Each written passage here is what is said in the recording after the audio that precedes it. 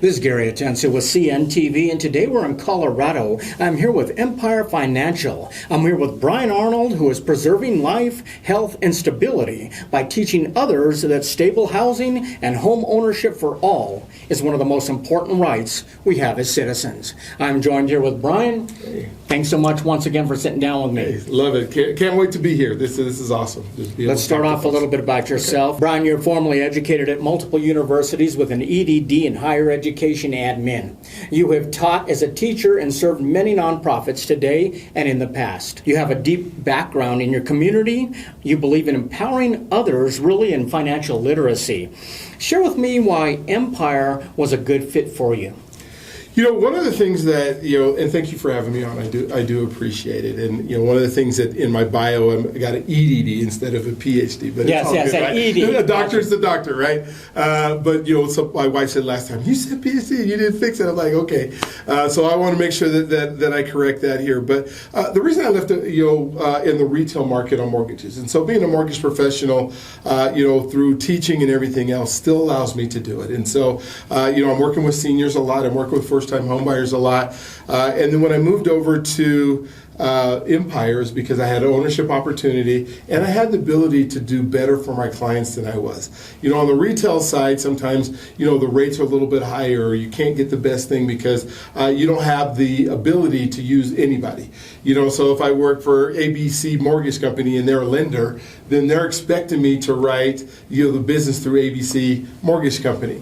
When it's with, like I'm an Empire and I'm a broker, I get 91 different, lenders that I can pick from. So I can pick the best lender that's going to fit the exact situation of the clients there. So you can't beat that. Which makes sense for you because you're always looking out for your client. Mm-hmm. You customize really the package for each one of them. Mm-hmm. That's a great choice. I mean, you've always been in the business of empowering people from first-time home buyers to reverse mortgages and really everything in between. I mean, is it safe to say not everyone's needs are the same? And with Empire, do you have, like you say, many products to meet the needs of the clients wherever they're at in their journey? Absolutely. And I'll say not one person is the same. Not that anybody is the same. Sure. And, the banks try to make these cookie cutter scenarios and cookie cutter, loan scenarios that can work, knowing that everybody is different. So when you get, or I sit down with a, potential client, I'm sitting down and I'm finding out what is it that they need? What is it that they want? What are their goals? What are their dreams? What are their aspirations? Sometimes I get a partner with some incredible real estate agents that, the real estate agent found in this house and now we're trying to get them into this house. Or, when we come to like talking about seniors, maybe they need, a great example is I had a gentleman who his wife had passed away. He's still living in the 5-bedroom house that where we raised their kids from. What we did is, he was like, I can't really afford the taxes. I can't really afford this. And so what we did is we sold his house. I'm like, oh, what are you doing? How are you doing mortgage? But we bought a fourplex. We used a reverse mortgage to buy a fourplex. So now he has 3 of his buddies living right next to him. He lives in one of the units of his fourplex. Instead of not having money to do his taxes, he's charging his buddies $2,500 per unit to be in there. So now no payment for him, but he's got a $7,500 cash flow on top of his Social Security, which changes everything. Everything. I mean, not every professional out there has the creativity you bring to the table, and you're able to put things together in a way because you actually are listening to what they want and what they need. Let's begin, first of all, with those who are purchasing a home. Is it still the American dream to own a home? And do you enjoy assisting those first-timers out there? Absolutely. I don't know if it's an American dream. I think it's an American must. I think when I start thinking about how we create or generate wealth in this country, the number one fastest way to do it is through home ownership. Okay. And, it's sad sometimes, you said we're here in Colorado and I'm here in the Denver area, and I'm seeing all these apartment places go up. I'm seeing a lot of rentals going up. I'm seeing the ability for somebody to pay somebody else's mortgage. Yeah. Not realizing that in a lot of cases, I can get somebody into a home cheaper than they can get into that apartment. It might take 4 or 5 months. We have programs that I work with folks that like Vector Bank that has $1,000. So if they can come up with $1,000, they can enjoy home ownership. That doesn't have, what apartment are you going to go to? And then now it's your home, right? It's your residence. I just worked with a company that isn't even a mortgage company called, It's called Ownify. And they're allowing like 5 months of rental, where they have fractional ownership in the home, and then they're able to buy it outright, after that 5 years. And so they have these bricks, and we have investors that can come in and invest in helping that person buy their home. There's something about home ownership that allows us the freedom to feel a different way. And I'm sure you've met people and know people and are one yourself that when I can hammer my own nail into my own wall, and I don't have to worry about That's the number one thing I teach my kids right there is home ownership. And like you said, let's take it out of the column of American dream, put it into American necessity, so that it's the top of the list and you're out there pursuing that. I mean, in choosing a purchase loan product that matches your goals can be a bit overwhelming for a lot of people. Are there many options that you can offer for consumers based on each individual? Maybe if they're not ready to, maybe their credit's not perfect or everything's not in place, are you able to help them along that? Absolutely. We put together a plan. I have a podcast called the Mile High Real Estate Spotlight Podcast. And at the end of every single show, I say, first, you can do this. You have the ability. We have the technology, like the Bionic Man, right, if you remember that show, to be able to help people figure out how to do it. The second thing I say is you deserve this. We live in this amazing country that has given us the ability to have ownership of something that we can then give on to our kids and for generations and generations. And the last part of it is, let us help you, because you don't do this every day. Most of us don't purchase a house every week, every month, not even every year. And so if you're not in the game of figuring out, okay, this product works in this way, or this, this person of equity, amount of equity can help us here, or this down payment assistance. There's a couple programs where somebody can get them up to $50,000 in down payment assistance. Somebody says, I don't have enough money to buy a house. I said, well, somebody's willing to give you $50,000 that you can use to get into the house. And there's programs all over, I say more now than any other time in history, that can allow somebody to get into that. Interesting. I mean, it's amazing that you're able to put these programs together for people. There's too many moving parts for the average person out there who's not on top of it all the time. Even for me to keep track of it sometimes. Exactly. It's a There's so many, job, right? and I have what we call them agent assistants, or AEs is what we call them. So they're at the different lenders, and I can call them and I can put a scenario in, and then they can come up with whatever the best product. The real cool about being part of Empire is I can put that scenario in, and all 90 of them have a chance to tell me if they have a product. Because I can't remember all that. There's no way. I want to help the client the best I possibly can, but there's something new coming out every single day. They have these 2-1 buy downs or 3-1 buy downs where you pay less interest rate. That's like the new thing that's happening. There's just so many different things based on rates and what people can do that you can't know it all. But if you know somebody who does know it, then that's who you go after. I mean, you're at the helm of the ship to help them, but it takes an entire team that's behind you, and you got professionals backing you up. What about those who already have a home and maybe they're considering refinancing that home? Is this a way for them to kind of take out some cash out of their investment? And I'm so glad you asked that, because we are in a point now where interest rates have been a little bit high. There was a clearance sale on interest rates a few years ago, right? The 2% and 3%. The clearance sale is over. I'm sorry, it's not coming back for a long time. But when we start thinking about, do people need, this is a statistic that is scary. The average amount of debt that homeowners have right now is about $97,000. $97,000 in credit card debt and consumer debt, car debt, that kind of stuff. So when we think about a home and the equity that's in a home and the ability to refinance, if you're paying, and if we look at what's happening with credit cards, those interest rates have gone through the roof. You might have got that credit card at 9%. Now it's sitting at 21%. It's sitting at 28%. And you're going, I can't afford to even make these payments. One of the things you have with equity in your house is the ability to now take some of that equity, pay those credit cards off. People say, well, if I refinance, I lose my 3% rate. Well, if I average your 3% rate with your $90,000 of credit card debt, then you're more like paying 12 or 13%. So it's better to pay 5 or 6%, on a house and pull out that cash than it is to sit on an interest rate. And there's even programs now where we can leave your interest rate where it's at, get a HELOC or a second or something like that. But you got to pay off those credit card debts. And then we really got to talk about maintenance of money and how do you manage that money so that this doesn't happen again. But inflation, right? It's been crazy. What's been not always about pulling money out, just converting some of that debt over to lower interest. You're helping people right off the bat before you even start. Yeah. We're all familiar out there with the need to obtain a mortgage to buy a home, but one type of mortgage that many people are not familiar with is really your specialty. That's reverse mortgages. Before you get into the details, give me kind of a layman's overview why this is a reverse mortgage. Gotcha. Well, a reverse mortgage is, some call it a neg-am loan, or they call it a loan that the principal, instead of going down, ends up going up. Okay. And there's a lot of good reasons for, I gave you one example of, the gentleman that we moved out of his house when he sold his house, and then we purchased the duplex, or fourplex, I'm sorry, with a reverse mortgage because he has no payment. That is the biggest selling part. The loan actually comes due when that person has to pay that when they turn 150 years old. This is a loan that is for seniors. They have to live in the home, which is great, but it allows them to create and utilize their cash that they have in their equity to be able to live. So for some people, they're on that fixed income with Social Security. And Social Security only allows them, that $1,500, $1,600 a month. I'll give you an example with my mom. My mom, had a small balance, like $100,000 on her loan. The house is worth, almost $500,000. She wanted to, she was on a fixed income, so she's making that payment and saying, how do I, if the tree, crashes or lightning hits it or something, and I need to cut it down, I think one of them died. I have gutters that are spilling over. How do I do that? I have relatives that I need to go see. How do I do that on this fixed income? We were able to take money out of her home, out of the equity in her home. She's like, well, maybe the principal's going to go up and you and your sister aren't going to have, this house. I'm like, Mom, me and my sister are doing fine. We want you to have quality of life. You bought this house. You grew the equity in the house. This was an investment you made. Now utilize that investment.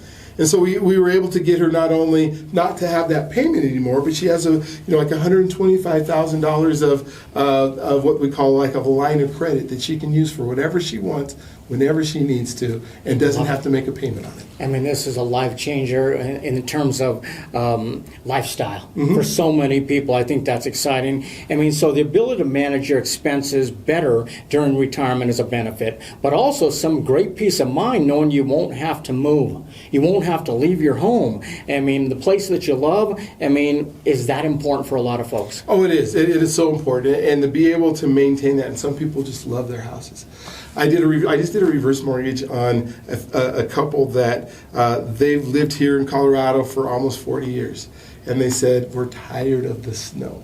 We want to move to Arizona. So I just got back from Phoenix last week seeing their brand new house on a golf course in Phoenix. They sold their house here because they made equity in it. They took the amount of, we did a reverse for purchase, which means they only had to put about 50% down of what the house was selling for in Phoenix, because they were doing it on a reverse. So they have no payment on that new house. They got to keep some of the money that they sold in the house they have here, and now they're living their retirement dream in a retirement community in Arizona. It was 75 degrees last week when it was snowing here, and they were just the happiest people that you could imagine. Brand new house. It was a new build. And they still didn't use up all their money. So it doesn't even have to be the house that you're living in right now. No. You can, my in-laws are moving here in May. They're same thing. We're going to do a reverse mortgage. We've already been looking at houses that they want and where they want it and the city they want. And they're going, wait a minute, we don't have to use all our money and put it into the house and then try to figure out how we're going to live. No, just use some of the money. They're coming from California, so they're actually coming with their retirement is done. Talk about the best of both worlds. Yeah. Living with the home and as well as being able to do what you want to do. I do remember one thing when I first interviewed you that you talked about, and that was basically the ability to kind of be able to give that gift back to your kids while you're still alive. I literally had my dad watch your interview. Oh, did you? Okay. I said, you know what, Dad, you're waiting for everybody you're going to pass away and you're going to give part of your home. Okay, that's what he worked for. He worked to really create that equity for his kids to pass on. And I was like, wouldn't it be cool to be able to be alive and see some of that and see the gift you gave? Is that something you think is possible? Oh my gosh, it is happening so much. And I call it just the way to generational wealth. So, I think the example I said last time was, I had a lady, she was 72. She wanted to give back to her grandkids. Her kids were doing okay. What we did is we took about $180,000 out of her house. $60,000 went to making improvements, and we did a furnace, that kind of stuff. But then we took $120,000 and we split it 3 ways. So each grandkid got $40,000 towards down payments. Okay. And so we were able to get them, and she goes, if I live to 92, then I get to watch my grandkids' homes move up in equity for 20 years. What that's going to look like. Our family now has 1 or 2 homes. Our net family then is going to have 4 or 5 homes as a result of her being able to take that equity out now. Usually you see in families where somebody will pass away, they'll go pay off their debt with it. They're not going to invest it back into the future. They're going to use that money to pay off some of their own stuff. It's amazing. I just did a loan for a lady, 105 years old. 105 years old. Her house was worth $800 and some thousand. It was paid off. She's like, I want to see my great grandkids get some homes. And so we did it. We pulled out a whole bunch of money out of her house, and she says, it's like candy, everybody Christmas, right? Being able to see your legacy right in front of you, not just knowing that it's going to be a legacy that I leave, but you actually get to see the start of that. I think a lot of them are afraid of, basically, once they do that maybe they won't have enough money to live comfortably for themselves, or maybe don't have to end up going into retirement home. They've got I've seen people with a ton of equity, more than they could ever probably spend, and yet they're still afraid of that. What would you tell somebody in that situation like that? I would say let's put a plan together, because that's the ultimate, being able to tell what your money wants to do for you. What is it you want to do, and what's the legacy you want to leave? For some people it's their kids, their grandkids, their great-grandkids. For some people it's their favorite charity. It's that church that they've been wanting to invest in or help because of a new ministry that's coming out. Or it's that Boys and Girls Club, or it's homeless ministry. Whatever it is that they really wanted to be a part of. They want to see their name on a home or on a building or something like that. There's a way to kind of do some of those things with the equity. So really it's about restructuring it, structuring that plan in a way that fits that individual. This journey to freedom has always been your passion. How has podcasts broadened your reach? Share with me a little about what you aim to teach daily on the podcast. Oh my gosh, I love that you asked that. So I have 3 different podcasts that are 3 different levels of where I can help folks. The first one that I came up with that I really want to do was called the Black Wealth Experience. Okay. And I really wanted to get into families of color and say, how do we get generational wealth starting to build? How do we move things? What programs are available? So I went out, I'm a lender, but I still went out to all these other lenders, that lender that gets the $1,000 down, or that lender that has the $5,000 or the $50,000. Even if I can't sell that, it's right for the client. Okay. Right? And so that is dedicated to making sure that we have seminars, that we have education, that people who are afraid to show up somewhere because they're embarrassed can watch it on their home. So that podcast, we're over 50-some episodes now in that podcast. Then I did another one I wanted to highlight the best real estate agents that are in. It's called the Mile High Real Estate Spotlight. And what I did is I got a list of real estate agents that were doing right for their clients, lists that were doing lots of transactions, that were in neighborhoods that some of the other real estates weren't in. And I said, let me interview you. Let people be able to find out who you are before they go out and decide who's going to help them find their house, what their specialty is. Like I have one that's an Airbnb specialty that cool. That now those people who want to invest in Airbnb now have a real estate agent that knows all these different laws that change all the time. Now the third podcast, and this is just brand new, and I'm glad you're asking me about it, it's called The Journey to Freedom. In The Journey of Freedom, I went to a seminar that had over 450-something people that were in this seminar. And it was about trust and solving with trust and how important trust is in our lives and how people are gaining access by being able to trust. And there wasn't very many people of color at that seminar. And so I came back and, I had some prayer time with God, and He says, I need you to do something for black men. The color version. The color version of it. And so the 5 pillars that we came up with were finance, faith, identity, health, and what is the last one? It's brand new. That's why. Identity, faith, finance, trust, and health. So those are the 5 things. And so we're putting together this amazing program. So I'm going to do a daily mindset. I have one right now. Just as a mindset, it's only 30 seconds. I'm going to do a 7-minute mindset. It's going to start tomorrow.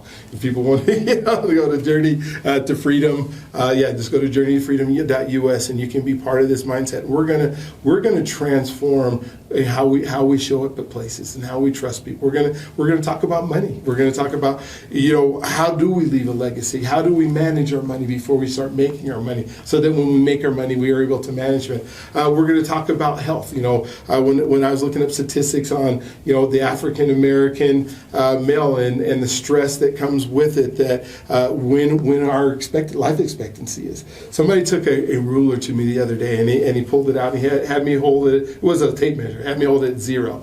Then he pulled it out to 72, because that was like the life expectancy of black individuals. Then he had me hold it at 59. And I held it at 59. And he said, "Okay, let it go to here." And between 59 and 72, he said, "That's how much time you got left if you're part of the statistic." I said, "Oh no, I can't be part of that statistic. I need to increase that. How am I going to do it with health?"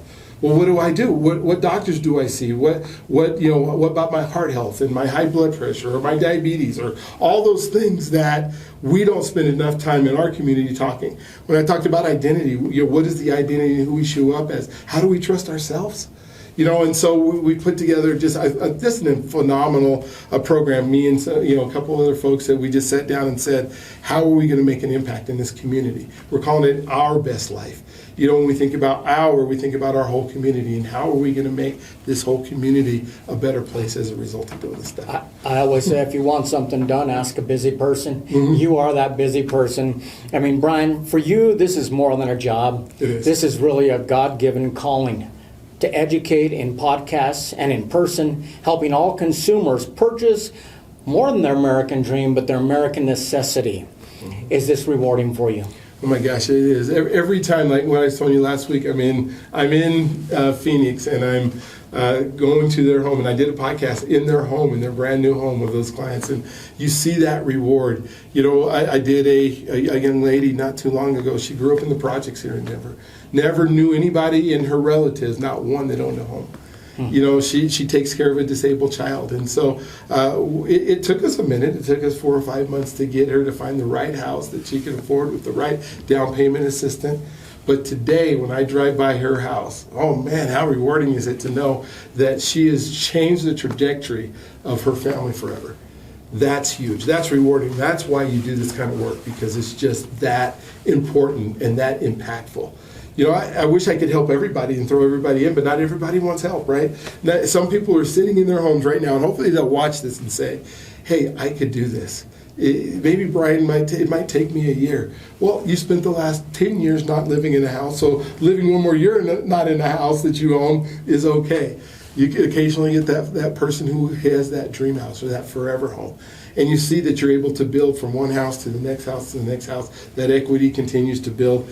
Boom, now you're living in $1 million house that you never thought that would be possible in your lifetime, that you'd be able to do that. No, any owned home is better than the biggest rented home. I mean, honestly, what it's going to give you back is incredible. Mm-hmm. Viewers, let's take a look at the bottom of the screen right there. What you're going to see is their website. On the website, obviously you can learn more about Brian on LinkedIn as well, mm-hmm. By tuning into his podcast. He's got 3 levels he can help you out with. If you're smart, you're going to tune into all 3 of them, honestly, because you're going to get a lot of information there. There is no better resources than Brian Arnold of Empire right here in Colorado with Empire Financial, empowering the American dream of home ownership. This is Gary Atencio with CNTV. And if you don't know, now you know.